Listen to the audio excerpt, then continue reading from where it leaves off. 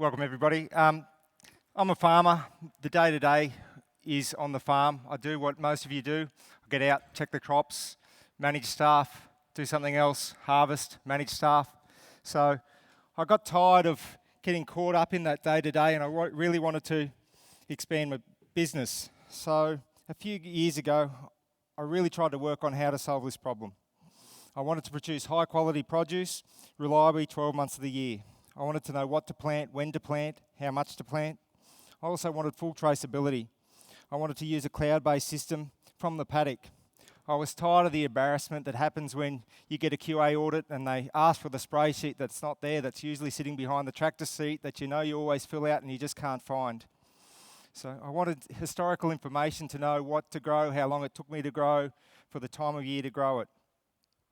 I wanted to try and reduce waste from my production system by understanding my yields, understanding the grow times, and having better information.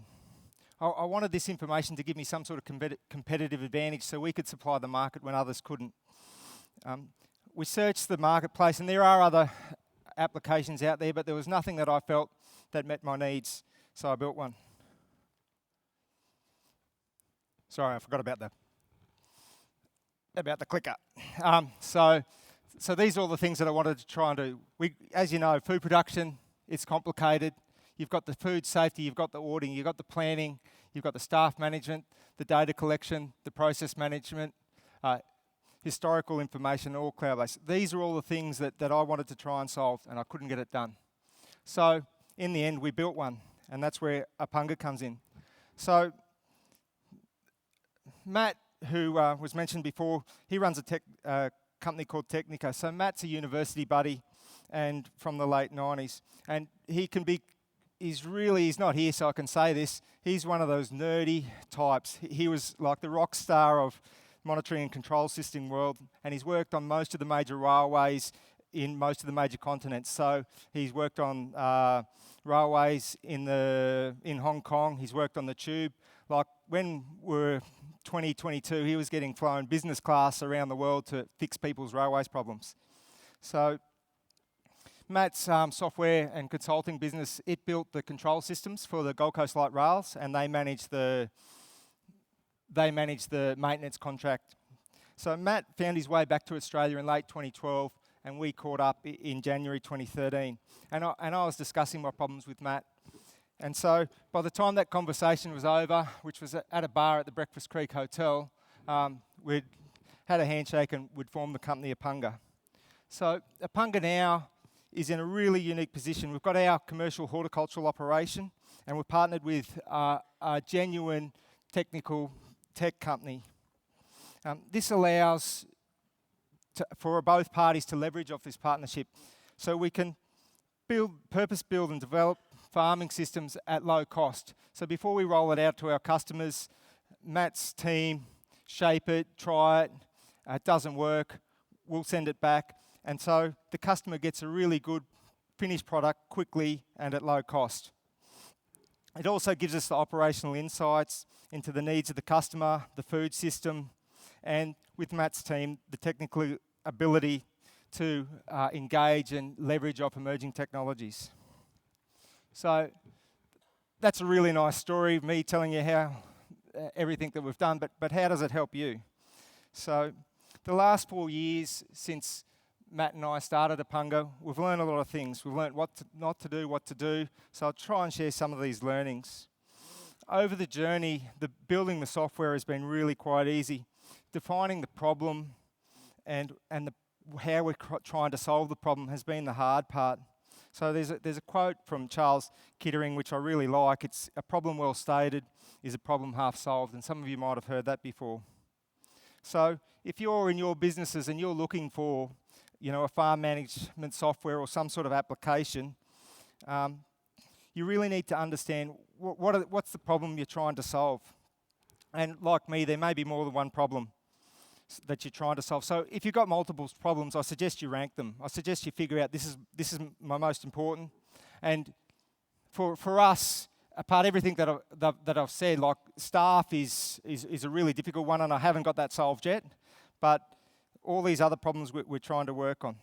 So once you've got a clear list of objectives, you can compare this list to the program and the functionality in the program that you're reviewing. The other thing too that you can do if you do engage a company to bring a system onto the table, you've got these clear objectives to say, show me how your system does this, show me how your system does this. And then the next thing that you really want to understand is what's the lowest hanging fruit? Where are the easy wins? Because that's really important in the next step when you decide to go from a paper-based or an Excel-based system or change the current farm manager system you've got to the new system. And as you know, we're already time poor. You're in your business, you're running the day-to-day, you're putting out fires over here and something there, and then you've got to take on this whole new venture of implementing a new management system. So, and during that period, you've got the problem, you've got your old system that you've got to run your day-to-day business, and then you've got to bring on this new system. So, the single biggest challenge and why it's so important to get the easy wins is to make sure they're solving the problems early so you can get some immediate payback. As soon as you start getting that payback, it starts to perpetuate. So there's never a really good time to make this happen. It's just a matter of ripping the Band-Aid off and stepping forth. So I can really now just speak, so what has Apunga done for our business? And so once you're over that hump and you have the system working, it becomes really powerful. And over time, the more data that you get makes it more powerful and builds on this again. And again, I'll just try and share some of my experiences. So for example, right here, right now, we can find out, and I know what was harvested on the farm, what areas we harvested from, for what customers we did it, who completed the harvest, what was the quality information. On a weekly basis, I'll be walking the paddocks and I'll have questions that need answering. And with a cloud-based system at your fingertips, you've got the data to answer those questions. And I'll give you some genuine examples. And it was only a few weeks ago, I walked into a crop and there were some aphids in the crop. Less than 10 days before I discussed with my spray guys, we need to move to put an aphid spray on. So I was like, why is there aphid in this crop? So from the field, I can look up the crop, looked up the last spray sheet. There was no aphid, there was Transform's the chemical we used, there was no Transform in the spray. Why didn't it happen? We'd made a mistake. So you can get the picture. Any similar scenario like that, you're in the paddock and you've got these questions that come to mind. You know, when did this crop last get sprayed? What did it get sprayed with? Who did the spray? What other crops got the same sprays? Another simple example, and really, really simple, is you'll see a seed bed. The preparation's not that great. You know, you can look it up. Who did it? When was it done? Was it done before the rain? Was it done after the rain? If you talk about crops that are scheduling for harvest, and you may have a production manager out in the field, or it may be somebody else, you've got lots of different blocks, and you're not sure of the size. You can answer those questions immediately. You know, when's this crop scheduled for harvest? How much area is there? What is the expected yield? How does that compare to what I actually think's available? So I really believe running a farm is sort of like steering a ship. You make hundreds of minor constant corrections all the time. These corrections don't seem significant, but if they're not made, by the time you hit your destination port, you're hundreds of kilometres off track. So the data at your fingertips allows you to make better decisions faster. And it's the cumulative effect of these better decisions that improves your productivity. I've got a friend, he's a vet in the Western Districts, and he was telling me a story about feeding cattle. And it resonated with me immediately. He said there's three types of feed you give the cattle. It's the feed that you plan to give them, it's the feed that you think you're giving them, and it's the feed that you actually feed them.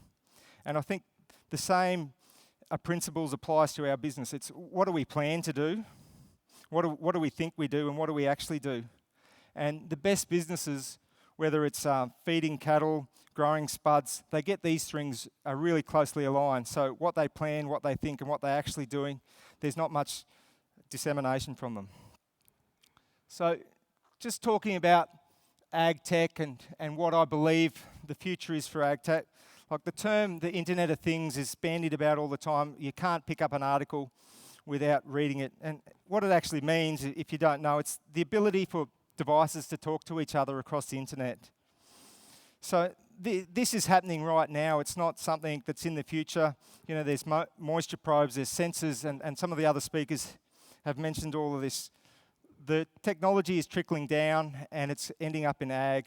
For a really good example, and the same thing Matt's team's working on at the moment, there was a sensor developed for autonomous vehicles through Google. So it finds people and sources them. So when your car's driving down, it can identify a person and it's not gonna hit them. So I'm not sure what the cost of that sensor to build and develop was, but that sensor now can be bought off the shelf for $300. And Matt's guys are using it in factories and warehouse solutions to improve forklift safety. So things like that are going to be happening all the time. Another thing for us in the Apunga space, something that I really wanted to do was to use the GPS of a way of double-checking operators and knowing where you were on the field and marking points of interest. And it was only 4 years ago, and we looked at it as one of the early things that we were trying to do. And it was beyond our budget. The hardware wasn't quite right. The cost of getting the data was really quite high. But you fast forward to today, and GPS it's a standard feature of tablets and smartphones. It's got higher accuracy than we had. And Google Maps is basically free for minimal users. So we've now got a technology that was, 4 or 5 years ago was in the too hard basket for us. We can integrate it in weeks or months rather at a fraction of the cost. So what's our sort of bigger vision for Apunga? And it's more than just a farm management system. So potentially the information could be captured from the farm manager's system and not used in ways we've already described. But you could grab your information and it could be transferred to consumers via QR code type technology. It could strengthen the relationship between the farmer and the consumer. It could give that providence or that farmer market type appeal and transaction at a retail level. For the customer consumer, the average mum and dad shopper, the technology could be used to underpin a symbol of quality like the Australian Made brand or the Red Tractor brand in the UK. Collectively, farmers could better understand the food supply chain, reduce waste, improve scheduling, create value for the consumer. For a supplier in the industry, anonymous data could be collected from people entering spray systems. They could use to alert the whole of industry that there's a spike in mildew, people are out spraying. This for the supplier, they'd be able to sell more inputs. The grower would have a win because they'd be getting preventative actions and messages from their industry suppliers, and the consumer would also benefit because they'd get a consistent, stable supply of product. So the final thing that I was going to talk to you about today was I've sat in these seminars over the last few years and I found them really, really enjoyable. And most of the talk is really conceptual. And I had the opportunity to speak here today, and I thought I'll just try and share some of the things that we do on the farm so you could grab them and you could take home and use them on your farm at really low cost. So the first one is weather apps. So everybody's got a favourite weather app to use, and I'm not going to tell you which one's the best or what you like. And if you're anything like me, you spend time looking at the radar hoping that it's going to rain, or looking at the radar hoping it's not going to rain. So there's an app in this space, and it's the Davis WeatherLink app, and it actually links thousands of private weather stations across the country and the world. So you'd be surprised how many weather stations there are out there. And so rather than going out and spending $2,000 on a weather station, you can download this app and borrow the information from your neighbour who's got one. So depending on the type of weather station and the model, you'll have temperature, wind, rainfall, and you can use it for your spray requirements and your spray diary. The next thing, which is AHR and Gordon Rogers, who have got a stand there today, is the Veggie Pest ID.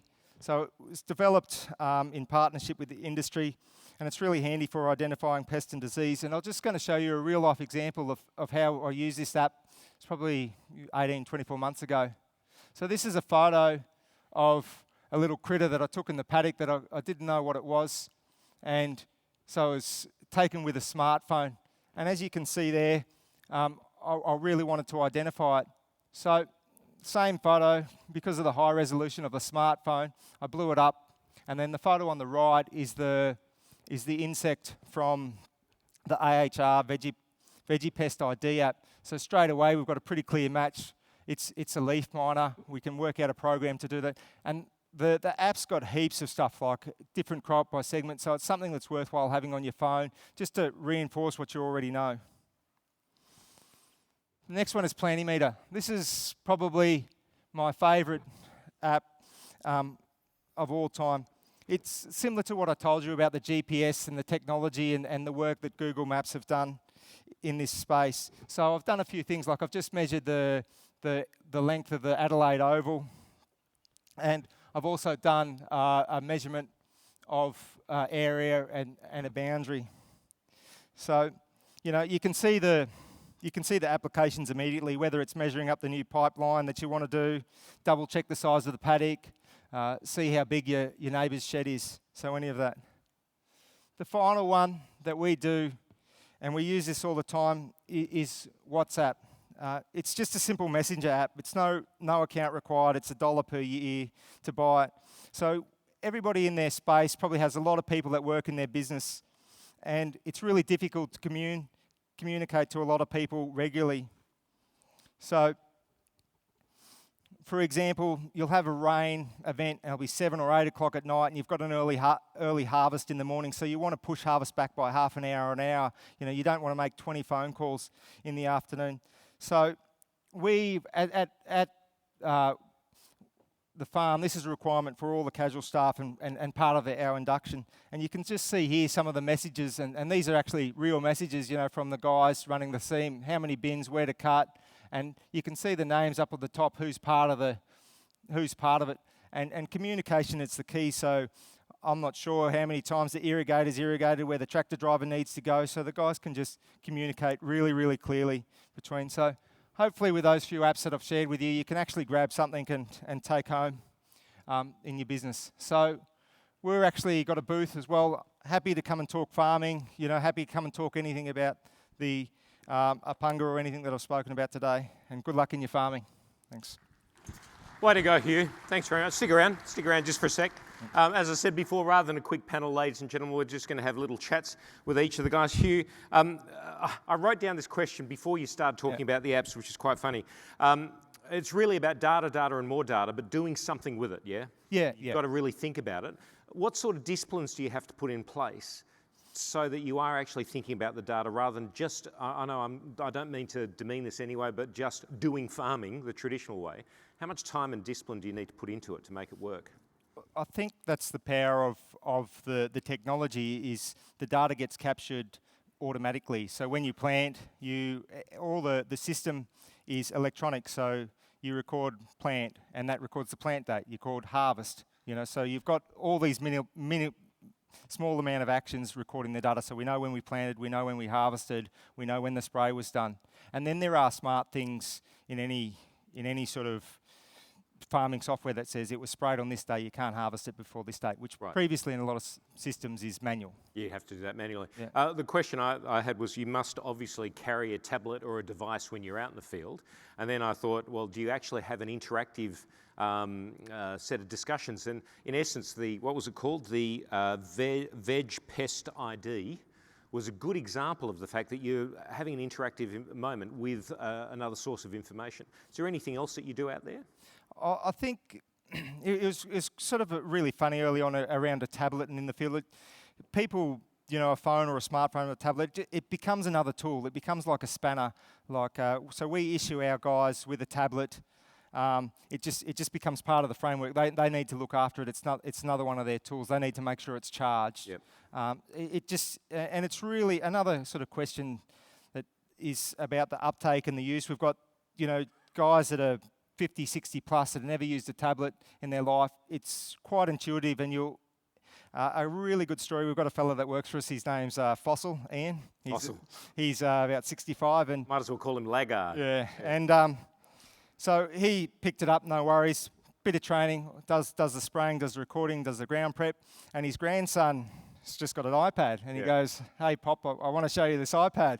And he goes, no, it's all right, I got this. He goes, how do you know how to use an iPad? And he goes, I'll do it at work. Oh, so it's perfect. Yeah. Oh, it's a perfect example. I'm just a little upset about the fact that you said old guys 50 or 60, and at the age of 54, I'm a little bit perturbed by that. I'm now showing you that I have an iPad as well. In this case, it's a Hort Connections pad. But look, fantastic. I can see you, as an example, out in the field with making a video call to the CSIRO to try and talk about what pest is doing what. Oh, that's the sort of stuff that I see this happening within your area very, very soon. And I've got to tell you, if we can be driving innovation this way, where it's usable, and thank you so much for those nice little tips, by the way. The tips were Pest Veg ID, Davis Weather App and Planning Meter. I'm sure there's more where that came from at your stand. Ladies and gentlemen, please thank Hugh Reardon.